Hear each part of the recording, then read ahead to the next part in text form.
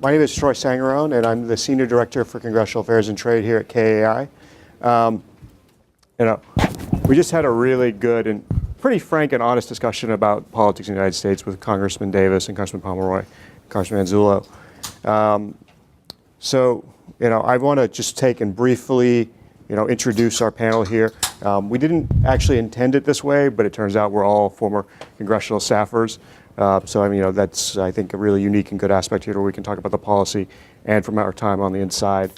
And everyone has their bios, but I'm sure as many of you know, Brian Pomper was formerly Senator Baucus's Chief International Trade Counsel on the Senate Finance Committee. Frank Jannuzi, who's now, Brian is with Akin Gump now.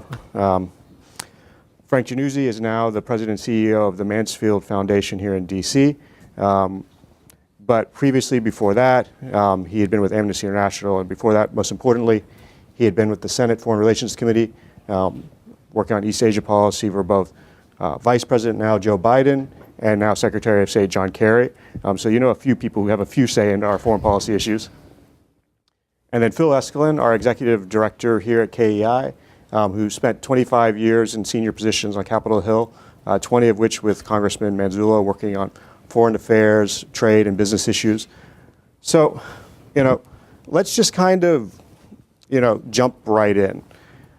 I don't think, I didn't think like Kay Hagan would lose necessarily. I kind of figured whoever had a majority would have about 50, 51 seats. So, there's a little bit more space there. But, we kind of ended with this issue of whether the two parties would have gridlock anymore or not. I mean, based on all of your personal experience, what do you see as the opportunities for compromise, or, is this really going to go negative and we're going to have more policy gridlock going forward? I was going to defer to Brian, but let me, the tough questions are always supposed to go second. That's the... I like to just jump right in, I think that the short answer is I fear that it's going to be a very tough 2 years for the country, because I think that it's going to be hard for the President and Congress to reach agreement on many things that the American people care about, including tax policy, including health care, including immigration reform and protection of the environment. I think in all of these areas, it may be possible, but it's going to be very difficult to find consensus. But I would like to distinguish that maybe from East Asia policy, because in my experience, East Asian policy and foreign policy of the United States in general has been less partisan. I remember a debate I had with Michael Green in 2008 during the Obama-McCain election. And the two of us were at the National Press Club, and we were trying very hard to find areas of disagreement. And the only thing we could argue over was whether KORUS was good as it was, or whether KORUS free trade agreement should be improved or enhanced in some way, which was the Obama position. And so now as we look ahead, Troy, I would say that East Asia might be a bright spot for cooperation, and that the Trans-Pacific Partnership in particular might be an area of bipartisan agreement between the Congress and the administration. So I'll start. I didn't mean to pass it off on you. Before we start, though, I have to get something that was said in the last panel, which it's been a pet peeve of mine. It's been in the papers. It is actually an aberration to have a Democratic governor of Massachusetts. There's been exactly one Democratic governor of Massachusetts since Mike Dukakis.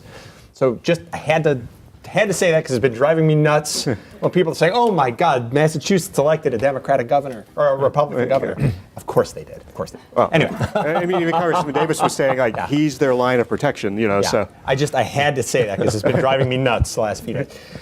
So look, the margin is what I think it'll end up being 54 Republicans in the Senate. You've got a huge majority in the House.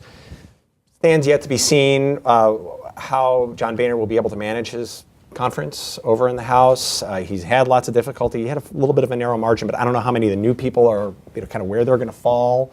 The Senate is always difficult, like herding cattle or herding cats.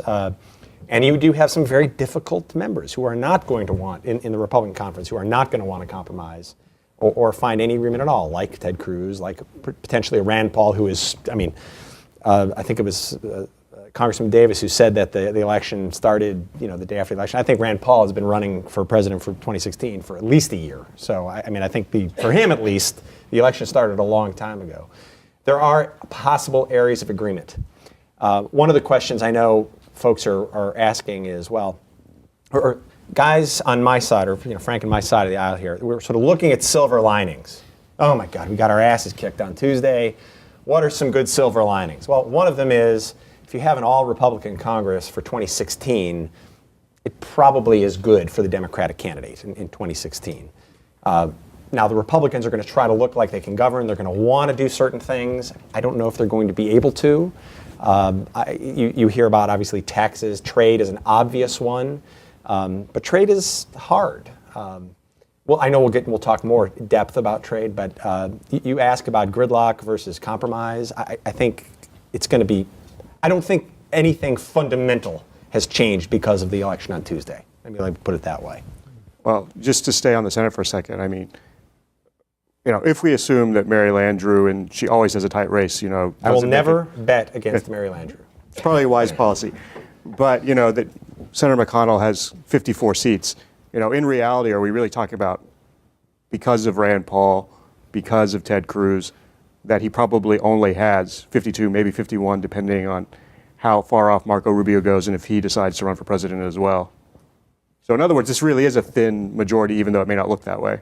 I think that you're exactly right, but the main difference, of course, is in the Senate you have the filibuster. And, I joined the Senate as a staff person in the minority, and I have to say that it's a lot of fun to play defense in the Senate.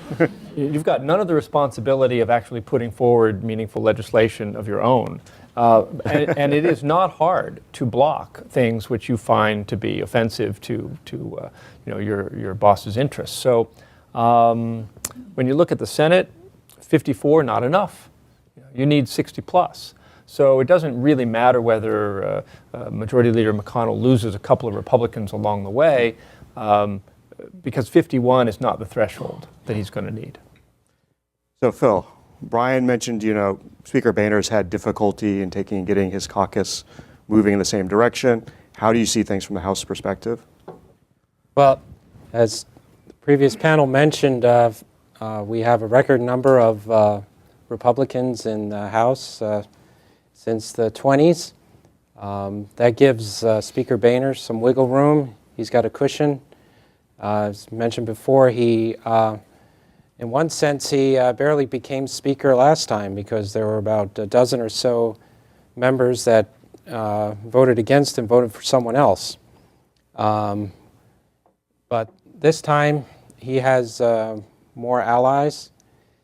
Even though some of the new incoming freshmen have either pledged that they would not vote for Mr. Boehner or they remain non-committal, those total about maybe 5 or 6 new freshmen. And we've already got 14, so he's got some wiggle room there. His main concern is, again, making sure that his caucus is happy. He's got to advance conservative ideas, even though he might personally think that the tactic is wrong, in order to maybe move some of these small ball things that he thinks he can get signed into law by the president. So we'll have a delicate balancing act over the next year or so. And actually, Trade Promotion Authority is going to be a good test of that, because the Republican leadership and the Ways and Means Committee is committed to moving those ideas in that bill. But if the president does something unilateral on immigration, that would, as many people have said already, Boehner said it would poison the well, and Mr. McConnell said it would be like waving a red flag in front of a bull. So I think if that happens, then I don't think TPA will happen, and other issues where there could be some compromise. They'll just be the bare bones things that needs to get done in order to keep the government running. Well, maybe sort of sticking with this theme now, since we've talked about, you've mentioned trade, Phil, that you have. Senator McConnell and Speaker Boehner had an op-ed where they listed out in the Wall Street Journal their priorities. Trade was not on that list. I think, if we look at a lot of the commentary leading up and everything, I guess for those who are not in favor of moving free trade, the discussion, at least by some, has been, this is dead on arrival no matter what. It doesn't matter who wins. No one in Congress wants to vote for this. And some others, I was reading, I won't say which is, one of their analyses the other day, and it was sort of almost like, well, Republicans are in charge now, so this will just all happen. So, how high do you see trade, Phil, being on the agenda for Republicans right now? Well, it was disappointing it wasn't included in the op-ed that both the Speaker and the incoming Majority Leader wrote. But I think it's still high on their agenda. They probably didn't want to put it out because it's not a top-tier issue when you look at the others that were on the list in the Wall Street Journal article. Because the Trade Promotion Authority and the Trans-Pacific Partnership in particular is not a uniting thing among all House Republicans. On the procedure itself, some House Republicans believe TPA, or what they call fast track, is unconstitutional. So you attract that element of the party that want to be pure on constitutional grounds. And then there's some that are concerned about trade in general and globalization, and they're not big fans of large multinational corporations, so they're skeptical on trade. Those primarily come from the South and maybe some of the Midwest and Northeast. So even though we might get some more Republicans from, say, New York, and even one in Maine, they're not automatically presumed to be free trade supporters. So it'll be difficult to pass this legislation. The other thing I wanted to bring up too is that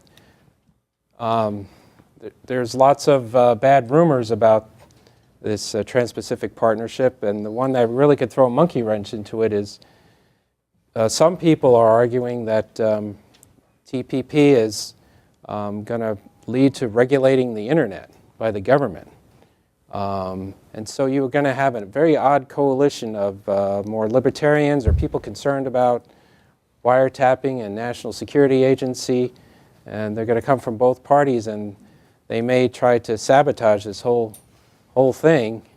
So when TPP is finally unveiled, there's got to be good messaging behind that, or else you're going to have a very strange coalition in opposed to it. Because that same coalition, they shut down Congress for one day in 2012 when they thought this Stop Online Piracy bill was going to pass Congress.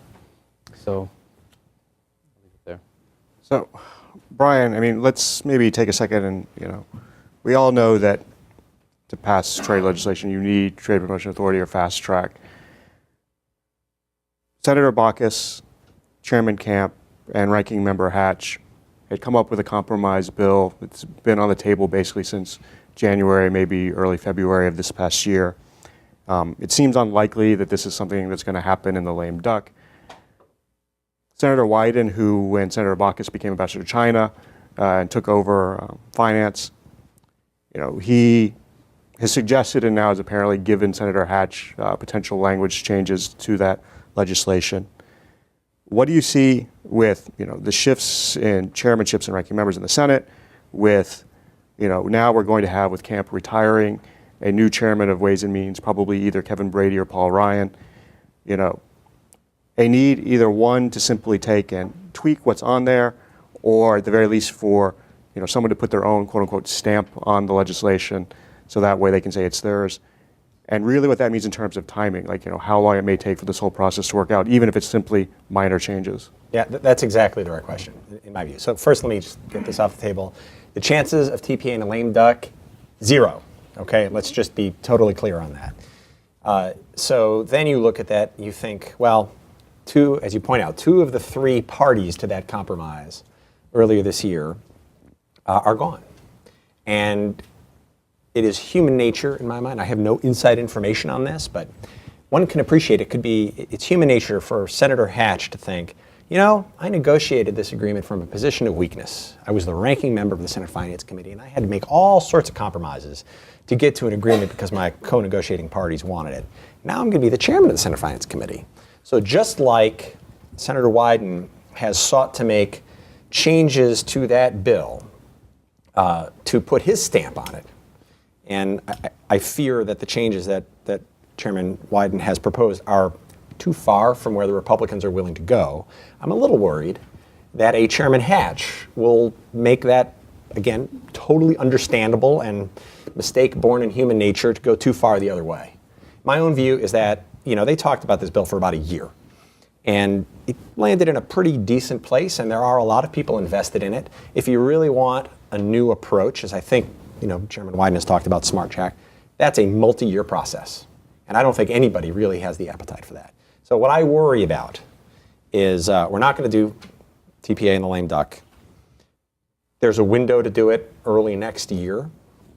But I worry that the politics of a Chairman Hatch and a Ranking Member Wyden and a Chairman Ryan, who, by the way, I don't think Chairman Ryan will have an appreciably different view than a Chairman Camp did. They actually have a lot of the same constituencies. I think there's a large auto plant in Janesville, Wisconsin, right? That's correct, yeah. Right, so I don't think the autos are any different. I think it'll be very similar. But nevertheless, I think the kind of shifting tectonic plates of where these people sit around the negotiating table are going to take some time for them to figure out what it means for the kinds of changes that they can all live with one another. And I worry that's going to push us beyond the August recess, when I think the chances of something like this are a lot smaller. I agree with both gentlemen, and there's a really important misunderstanding about TPP that I think is out there, which is that this is a political win for the president to get TPP. There is a legacy element to this, for sure, but let's be clear, the TPP was not an American idea, right? It came to the United States from some of our trading partners, including New Zealand and Chile. I don't think anyone remembers that, though. But yeah. this was not an American idea. The Democratic Party that President Obama leads is unenthusiastic at best about TPP. There are many Democrats who support it, but the majority who do not. They're representatives in Congress. And the majority of the American people, I think, are basically confused and somewhat apathetic about the value of international trade, because they don't necessarily see that it's directly benefiting them, even if it is. So there's an irony here, which is that the president wants it for his legacy. His party is ambivalent about it, or has mixed views about it. The Republican political supporters, especially in business, really want it, which means that if the Republicans say to the president, look, Mr. President, you've got a lead on this. You need to come to Congress and beg us for TPA and TPP. I'm not sure the president, in the current configuration with a Republican Congress, is going to oblige them with that leadership. And if the Republicans say to the president, Mr. President, if you do something on immigration, we're going to deny you TPP. He's going to say, great, you're holding a gun to your own head and threatening to shoot. Go ahead, be my guest, because you have more politically to lose than I do from this. So I worry about where the push politically will come to get this done. Tough trade agreements don't get done without a political push. That's how we did China MFN, and it came from business. The push did. So there needs to be a champion for this, and if it's not the Republican leadership, then I worry whether or not it's going to get done. But I remember from the Clinton years, once there was a decision to move on some of these trade agreements, you had the whole cabinet engaged and constant messaging, the effort to pass PNTR for China. Initially it started with NAFTA. You had everyone engaged, even the president. So, you can't just have Congress do it and then kind of the administration just sitting up there and hoping for the best. They need to be coming up many meetings on the Hill and talking points and all the statistical information, and it's almost got to be like a political campaign to get it done. Phil, if I were you, I would temper your expectations.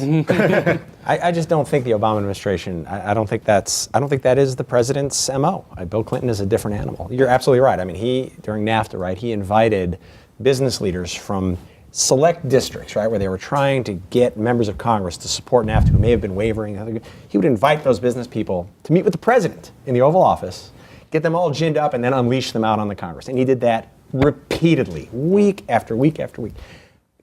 I can't imagine President Obama doing anything close to something like that. Another point, just quickly on TPA dealing with the House.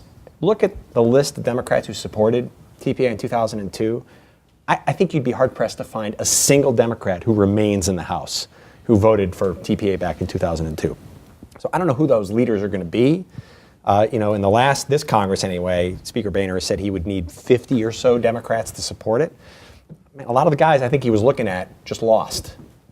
So maybe he can make it up in the rest of the Republican conference. But you do need Democrats, both in the House and in the Senate, and I think they're going to be hard-pressed to find. I just want to follow up real quickly with Frank. One of the things you said, who is the champion and everything.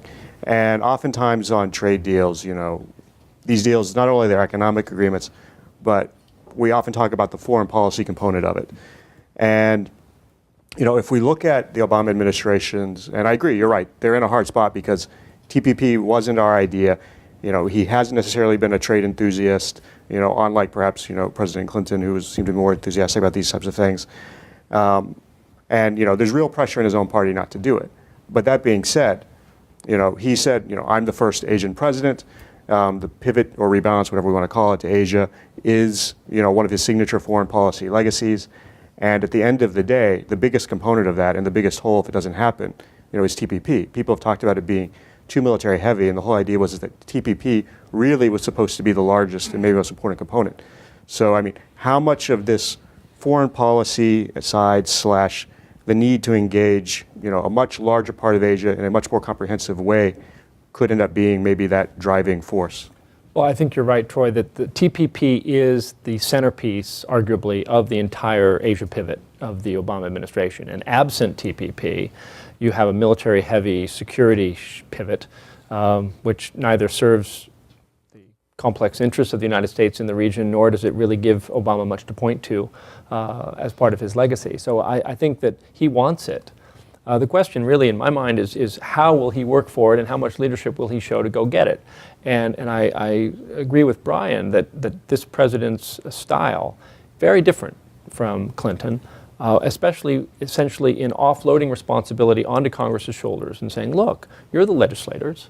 It's not my job to dictate to you exactly what your TPA authorities are going to look like. I'm going to bring you a good agreement, and then you ought to give me a vote on it.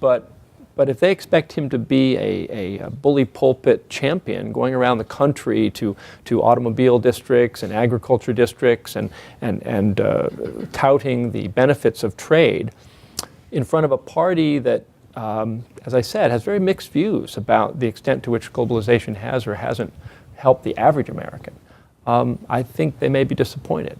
So, it'll be all about who goes first and who sort of shows the leadership. My hope would be that Obama, early next year in his State of the Union address would say to the Congress, we may disagree on a lot of things, but here's an area where we agree. Let's get it done, and let's do it sooner rather than later, and that the president would seize the initiative on it and then pass the ball to the leadership of Congress and say, okay, let's do it. It'll be very interesting to see whether the president includes this in his State of the Union, and if so, with what sense of priority? One dynamic we haven't mentioned, I have never served in an administration. My understanding is from people who have served in the administration is right around this time, a lot of digital clocks are going on the walls. This is how many days we have left in office. What can we get done? And if TPA and trade is not on that list, that would be professional malpractice. They have got to think in their minds, this is something we can do. But it's wanting to do it and getting it done are and I think this is what we're talking about, are two very different things. Phil, I was just mentioning that the rebalance to Asia is often seen as being, overly military heavy. But one of the concerns in Asia has often been that, with sequestration and other things, that we don't have the resources to actually do this for it to be credible. Now that we have a Republican Congress, do you think sequestration, defense spending, and the related issues that are going to be readdressed, and that we might start moving to sort of, add additional resources in these types of areas? Yeah, I think so. We have actually two new incoming chairmen of the Armed Services Committee. Most likely it will be John McCain in the Senate and Mac Thornberry over in the House, and they've all about the need to address sequestration because we got some relief in late 2012 with the Ryan Murray budget that gave about another $9 billion in defense spending and relief from sequestration. But that is due to expire at the end of this fiscal year, which is in September. So the thinking is that maybe in this lame duck in the omnibus appropriation that's being considered, that they would extend that relief at least for another year and then give the Appropriations Committee a clean slate to start again next year for 2016. Because if nothing is done, defense spending goes down to $500 billion. And actually, the President's budget request for this next fiscal year was $535 billion. So there would be a gap of $35 billion. And then with all the challenges that we're facing with Ebola and ISIL and with Russia, even if there is extra defense spending, there's concern that the money would be focused on that. And you still have the question about, is this rebalance really going to happen? But obviously, if you go way below the President's budget request for the Pentagon, it's going to exacerbate things. The House budget resolution called for defense spending of about $566 billion level, so more than the President's. So we'll have to see next year as they work on the budget resolution process whether that will be replicated again and whether the House and the Senate can come up with that level while still preserving the overall figures of budget sequestration to keep spending down. Now, one of the other issues I'd like to move to just really quickly that's related to trade but isn't necessarily, an FTA or anything, is that over the last year we've seen this almost, at least to me, strange process to where the idea that we should not have an XM bank, that it's merely corporate welfare, this is something that, we need to basically let go the way of the dodo, if you will. Do you see any prospects? We've had this short-term extension, but of finally getting this back more on stable ground? Brian, Phil, either of you? I'm not as much of an expert on the XM Bank. I will take it as a negative sign that the extension for the XM Bank was longer than the CR and therefore decoupling it from the CR. I think that gives the opponents of the XM Bank actually a much better opportunity to kill it. I worked in the Senate Foreign Relations Committee for many years and had the opportunity to observe Senator Jesse Helms during that time. And Senator Helms became famous as Senator No. And he understood that the power of the Senate and really the power of the Congress oftentimes, especially in foreign affairs or in international issues, is the power to say no. You can rarely force a president to do what you want them to do, but you're pretty good at blocking things. And I remember the day that Senator Helms succeeded in an ambition of State Department restructuring where the U.S. Information Agency was abolished, I guess, and folded into other things. And he brought a tombstone in, I think, to the hearing room. R.I.P. USIA, and it was one of the few times in my memory that any federal agency has ever been abolished. I doubt very much Exim Bank is going to get abolished. It may be criticized as the bank for Boeing, but in reality, it does more than that. I think some scrutiny of the Exim Bank is probably a very good thing, long overdue, and probably Congress will content itself with some tough oversight and restructuring and repurposing, perhaps, of the Ex-Im Bank. And that might be good for U.S. business and good for the bank long term. Phil, Well, yeah, I think it complicates matters even further to get Ex-Im reauthorized. I think it can't be done on a standalone basis. I mean, you have the chairman of the House Financial Services Committee that's adamantly opposed to it. And even though his subcommittee chairman that has direct legislative jurisdiction was supportive of it and tried to find a middle ground, he couldn't make any progress. Unfortunately, that chairman has retired, so I don't know exactly who will be the new chairman of that International Monetary Policy Subcommittee will be. But even if that person is supportive, he'll have a tough time. The only way is to stick it in some must-pass bill, and it probably would have to be over the objections of the House Financial Services Committee chairman. well, Frank, let's go back because I got a couple questions and I want to get to the audience. When we look at foreign policy, now Senator Corker is most likely going to become chairman of the Senate Foreign Relations Committee. What do you see as the type of agenda that he and Senator McConnell are likely to pursue in terms of foreign policy in the Senate? So, it's a broad question. If you want to talk about the macro role of the Senate, I think what you'll see is much more aggressive oversight. So this is going to be, a field day for hearings. There will be Senate hearings on Benghazi to complement the House hearings on Benghazi. But there will also be Senate hearings, I think very important hearings that need to be held looking at our strategy in the Middle East, looking at the approach to Syria and ISIL and Afghanistan and Iraq, and probably with a very critical eye, because this will have the overlay of the presidential elections looming and Secretary Clinton's role as a lead architect of much of the Obama administration foreign policy that will be, if she runs for president, the bulwark of her campaign. So you will see lots of aggressive oversight. You will see a more, I believe, a slightly more combative or confrontational posture vis-a-vis China and China's ambitions in East Asia.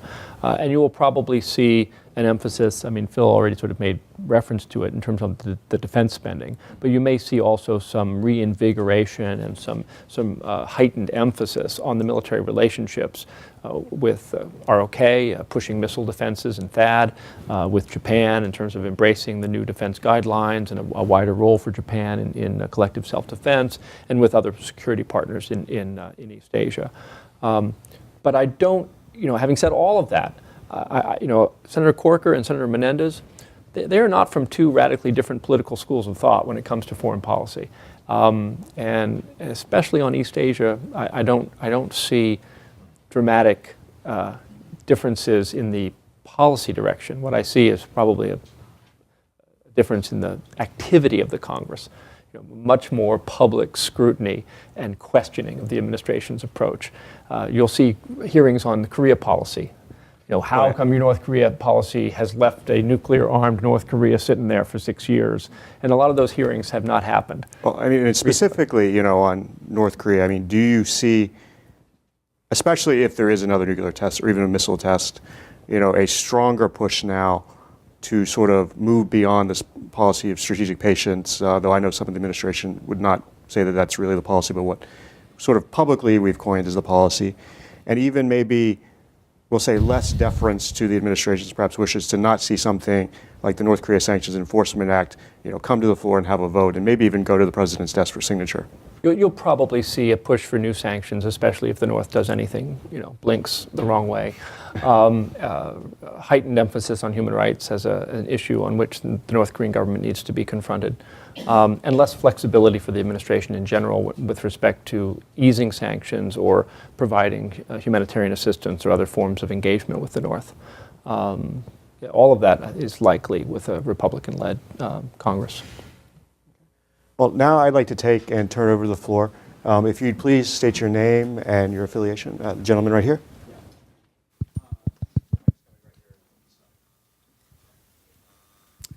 My name is Stuart Rosenblatt. I work with EIR, and my question is on Asia policy. There is a phenomenon that's developed over the course of the last year on two counts, and it has big implications for the United States and the potential for the United States to collaborate. And this would be opposed to, say, a TPP approach, which is the formation of the BRICS nations, which have been around, but they really went into high profile this summer, the Brazil, Russia, India, China, South Africa, and then they are collaborating with nations around the world on big development projects and formed a new bank, the National Development Bank, which will probably be capitalized at about $100 billion or more, China playing a major role.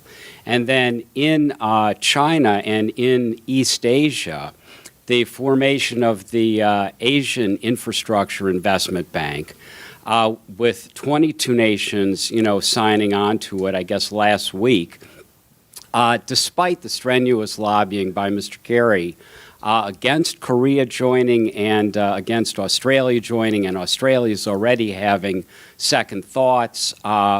And the Chinese have launched a massive infrastructure program, not only for China. They have an Asian maritime Silk Road, and they have a kind of bringing back out of the past a new China Silk Road. And Bloomberg just did an article this week. They've put $16 billion into just the China Silk Road connecting Beijing ultimately with probably Paris or somewhere else.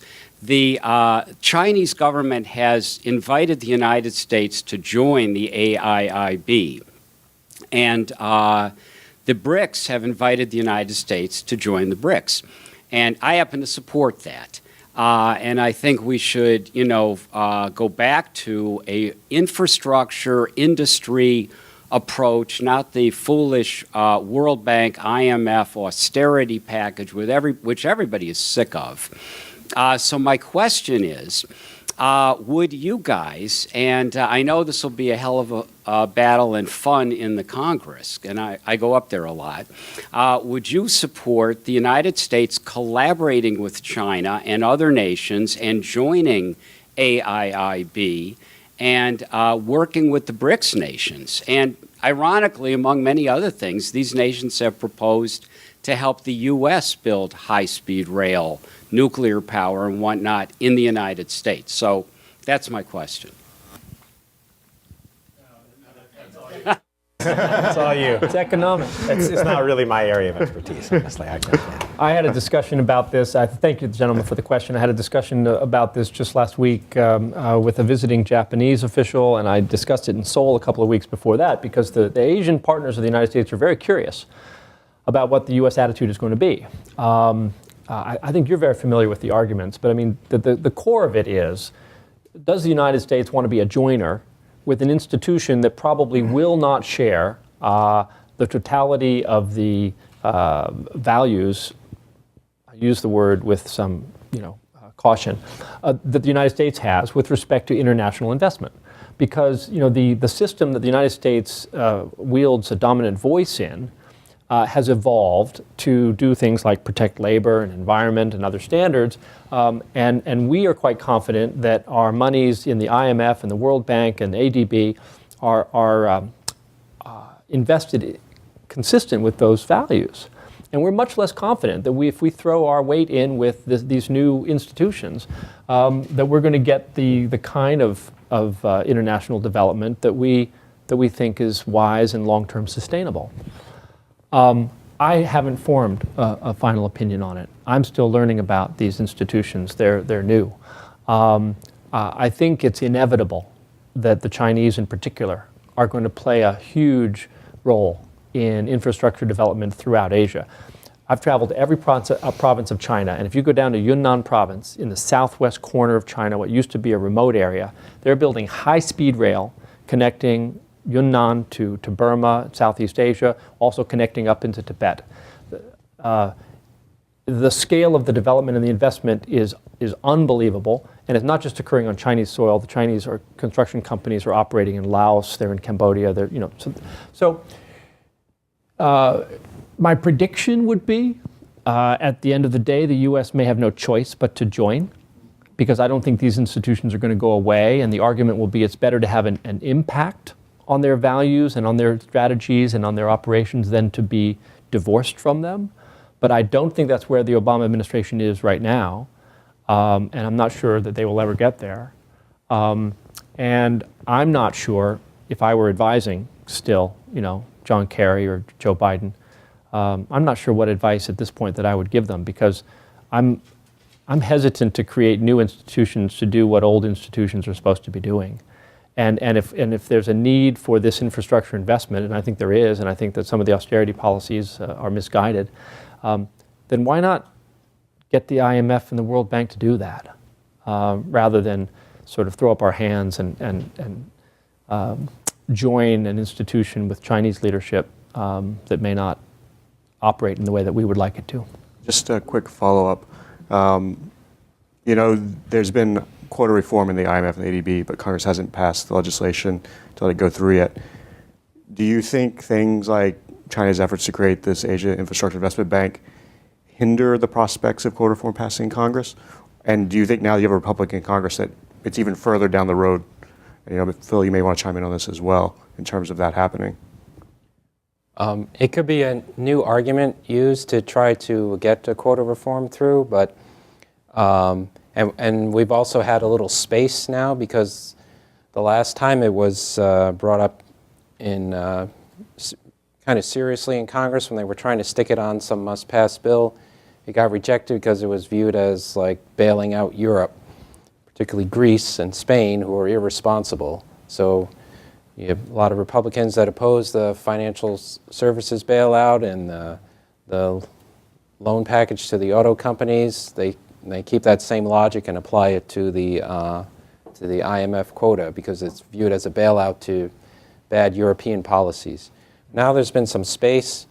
There could be another opportunity to try to attach it on some must-pass bill, but I think with the Republican Senate, the hurdle is going to be even harder than it was this past time. The time to have gotten it done was like months ago, but if it's delayed until next year, it might not happen again.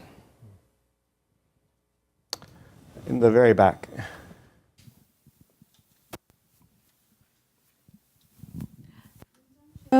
With the Voice of America on North Korea, Mr. Jannuzi, you mentioned about a stronger push to move beyond the certification.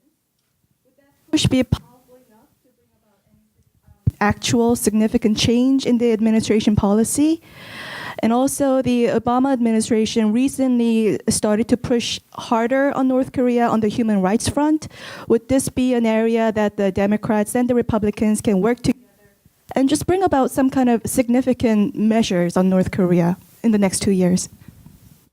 So basically, attempting to get the Congress to do something in foreign policy is like having a cooked spaghetti noodle on the table and putting your finger on one end of that cooked noodle and pushing on it. And the noodle just curls up on the table, and you're not going to make any progress.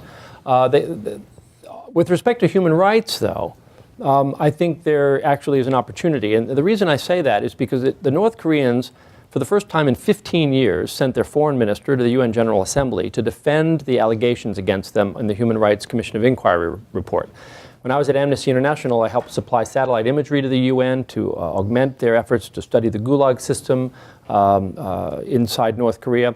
And the argument among many people in my party, in the Democratic Party, and especially on the progressive side of the spectrum, for a long time was don't pester the North Koreans about human rights because they will shut down.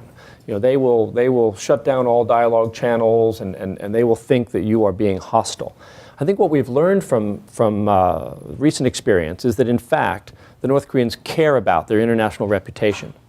They've recently extended an invitation to an EU special rapporteur on human rights to possibly visit North Korea. I think there may be opportunities for international human rights groups like Amnesty International to get into North Korea to see for themselves the conditions, because the North Korean government is proud of their country. proud of their international standing, such as it is, and they don't want to see it besmirched. So I hope on a bipartisan basis, Democrats and Republicans can engage on human rights with North Korea. I hope they will do so in the spirit of dialogue and constructive engagement rather than just name and shame. Because if the purpose is simply to name and shame North Korea, well, we all know the system there perpetrates all kinds of human rights abuses. That's not the point. The point is to do something about it. You can't do something about it if you're not engaged with the people and the government of North Korea to try to improve the lives of the people in North Korea. So I'm hopeful that that might be an area where you will see some progress. But with respect to strategic patience or the Congress being impatient with strategic patience, it won't matter. Because this administration, I think, is set in its course. They've set a high bar for the North Koreans to come back to the table. They're not likely to move it. And we're not likely to see much in the way of nuclear talks for the next 2 years. Dr. Kim.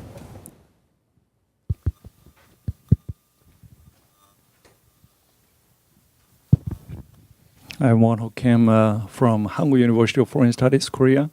I think one of the two questions I originally had has been answered. So it was about human rights in North Korea. I want to ask about TPP or TPA issues. You already mentioned, I found your views quite pessimistic because of President Obama's leadership style or congressional configuration.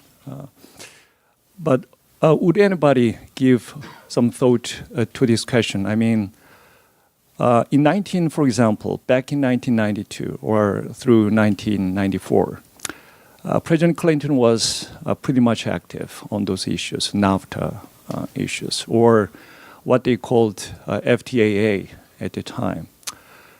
It was not only the different style of President Clinton, but also there was certain kind of pressure from outside, international environment. You remember in 1992, Maastricht Treaty in Europe was signed. So there was kind of certain pressure or environment of crisis in those areas, international trade issues. So my question is, what do you see, what do you view about the international environment? U.S. will not be the only actor in this game, in trade game. Yes, you'll be right when you focus on President Obama's leadership style or congressional configuration. But anyhow, as far as U.S. is not the only actor in this game, you will have to look at other actors' interests or the behaviors. So I hope to get some views about this kind of international environment. Thank you. Sure. Let me kick it off. Now, I don't mean to be too pessimistic. I'll say this administration, which came in, people may remember saying we needed to renegotiate NAFTA, didn't come in as a real pro-trade administration, has launched, I would argue, the most aggressive and ambitious trade agenda of any administration in history. The TPP, the TTIP, the Trade and Services Agreement. I mean, these are major initiatives trying to close the Doha round or at least get the Trade Facilitation Agreement. Major, covering a substantial portion of the world economy. So it's not that that I think the administration lacks for ambition. I think they've got an extremely capable head of trade agency, USTR, Ambassador Froman, who is aggressive and smart and effective, frankly, much like Mickey Kanter was back in the day when you talk about that. So there are, I think the pawns or the pieces are on the table in order to do this. The timing is such that it's difficult. The switching of the Congress, I think, sort of as we talked about, makes TPA maybe a little bit more difficult, depending on how the players act. And I just fundamentally, I wonder if this administration is willing to put the skin in the game at the presidential level that I think it's going to need to do to get these agreements over the finish line. Back in the day, nothing quite so substantial as NAFTA or the WTO, but when I was on the Hill, we passed the Central American Free Trade Agreement, which was, people may remember, enormously controversial and politically very difficult at the time. And I guarantee you would not have gotten over the finish line were it not for President Bush himself and President Bush authorizing the people in his administration to make, what we might call sort of, backroom deals with members of Congress. Sweeteners, right? And, I want, first of all, the ability to do that is limited now in an era where we don't really do earmarks anymore. And, is this administration going to participate in that kind of rough and tumble politics? I haven't seen it, truly, to date. Maybe this will be different. But that's where my kind of concern comes into play. Very briefly, the only reason I'm cautiously optimistic that TPP might get done in the next 2 years is because the administration really only has 3 ways to address issues of job creation and economic growth here in the United States. One is stimulus, and that's off the table completely. You think? I think. And qualitative easing is also being wound down, right? So the second approach is strategic patience. Wait for the jobs to come. Eventually, things are going to get better, and in fact, the economy is moving in the right direction. Job growth will continue, but patience won't help you in 2016.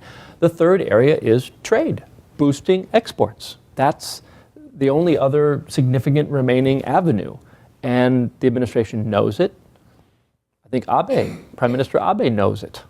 Because he's facing his own economic deadlines that are going to affect his political future. So for those reasons, I think there's a logic to this, but the politics may not accommodate. Look, I think the administration is committed to it. I'm sorry. There are people in Congress who are committed to it. It's just, I don't see it quite yet. Yeah, the international environment is a factor. But it's only one small bullet point out of a laundry list of things that are much more important. Because members of Congress, the vast majority of them, except for those that may be in strategic positions, couldn't care less about the international environment for trade talks. What they care about is, would this trade agreement results in more jobs for my constituents? And I think even in the executive branch, maybe folks that think high level in the State Department or at USTR, but most of them are working really hard in order to maximize U.S. export and job opportunities. That's their main motivator, not whether all other countries are engaging in free trade talks. Now, it's an argument because they say all these other countries are negotiating FTAs. We don't want to be left out, and but they would use it in terms of it'll make it harder for us to sell exports in these areas if these other countries get the preference first. All right, we're at 4. What I'm going to do is I see 4 hands up. I'm going to take them all together, but if you could all just be, brief and quick. Let's start on this side. So the gentleman right here.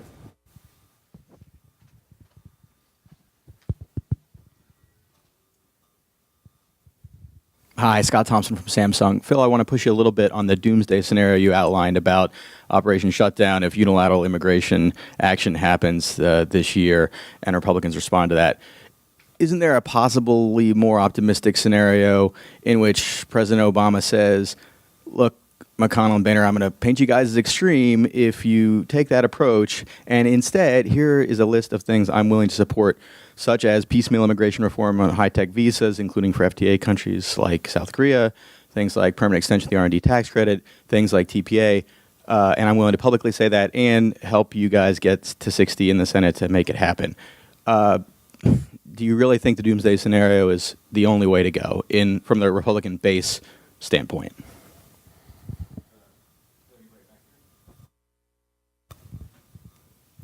Hi, I'm Adele Neary. I'm Australian Foreign Service visiting fellow at CSIS. My question sort of flows on from Dr. Kim's question, but it's more about the international sort of strategic environment rather than the international trade environment. One thing that's very striking about the policy discussion on TPP in Washington, D.C. that I've noticed is the sort of geostrategic argument that it sort of lies within this TPP discussion. And I'm just wondering whether you think the administration would benefit from pushing that angle a little harder with Congress and sort of emphasising the importance of finalising TPP from a geostrategic China and regional relevance perspective. The gentleman right here.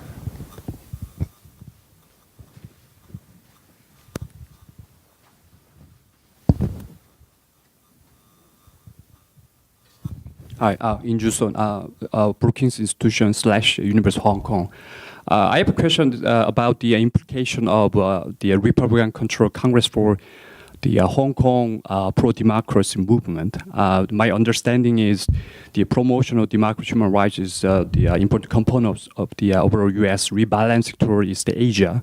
There's a rumor that the Beijing might consider of use of force against Hong Kong protesters right after the APEC meeting. Peace-loving Korean, I don't want to see such a bloody crash happen, but we cannot rule out the worst-case scenarios. So if Beijing decide on crack down, what can Congress or Obama can do other than symbolic diplomatic gesture and remarks, given the growing economic interdependence between China and the U.S.? And Florence, you get the last word. Florence from Gavi. I'm going to ask three of you gentlemen to speculate, so I'm not going to quote you.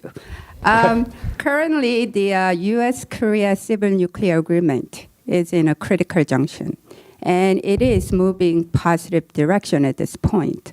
But Senator Corker is known to have a very strong viewpoints on this issue. Now that he's taking up an important role, what do you speculate how it will be moving? And at the same time, Republicans are known to have a little more generous view of this civil agreement.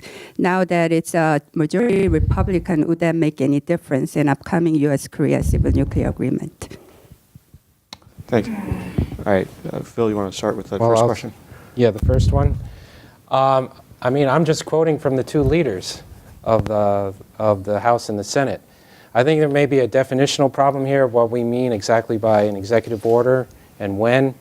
I think the fear is that the president will issue an executive order, most likely in January. And so that would just start off everything on a bad footing right away. If he does have a plan, as was discussed in several news outlets, about allowing people who've been here maybe 10 years the right to stay here indefinitely, even if they came here illegally, and also to encompass all relevant family members. So if you do have a person in your household that is a U.S. citizen, but you're a relative, you're allowed to stay here. I mean, but if you're talking about and if the president is smart, he would say, well, maybe I'll give you a window of 6 months or 9 months to get this done, and these are the elements that I would like in this. But then if you don't do it, then I might go this independent route. That's another question, because then it gives time so that TPA, for example, could pass in the early part of next year. Well, Frank, the last three questions seem to be largely foreign policy. Real quick. Yes, stressing the geostrategic value of TPP is a good tactic. It worked for Chorus to some extent. It will work on TPP to some extent. You just have to be very careful, because trade agreements have to fly on the merits of trade. And you don't want to pretend that you're leaning too heavily on that crutch. But there will be members of Congress who will be drawn to TPP because they see it as a strategic response to China's rise and a way to ensure that our trading partners trade with us and with each other and not just with China. The human rights issue in Hong Kong is something near and dear to me. I will be traveling there in December. I expect I'll be able to meet with the protesters who will still be in the streets at that time. I doubt very much that Beijing will order a violent crackdown against the protesters. They know that it would be incredibly stupid. In terms of the options for the U.S., if they do, or if it ends really badly. The options are few and far between. There is something called the Hong Kong Policy Act, which was adopted by the Congress at the time of the handover. And this allows the President of the United States to unilaterally, by executive order, suspend any and all special privileges enjoyed by Hong Kong under U.S. law, including preferential access to technology, trade, and the President can use this authority at his own discretion whenever he determines that Hong Kong's autonomy under the basic law, one country, two systems, is no longer being respected. It's a sword that, again, I would advise him to use with great discretion, because you don't want to kill the golden goose. But I think the President might be wise to remind the Chinese that Hong Kong's preferred place under U.S. law is not irrevocable, and that we're watching events there closely. And I think the United States should not be neutral when it comes to a dispute between peaceful protesters and a government that might suppress their universal human rights. That's not a dispute where the United States can afford to be neutral. And I was taught never to speculate about what the chairman of the Foreign Relations Committee will do. All right, well, on that, the idea that it's not good to speculate, we'll end our program of speculation. If you join me in thanking them for a very interesting discussion. Thank you.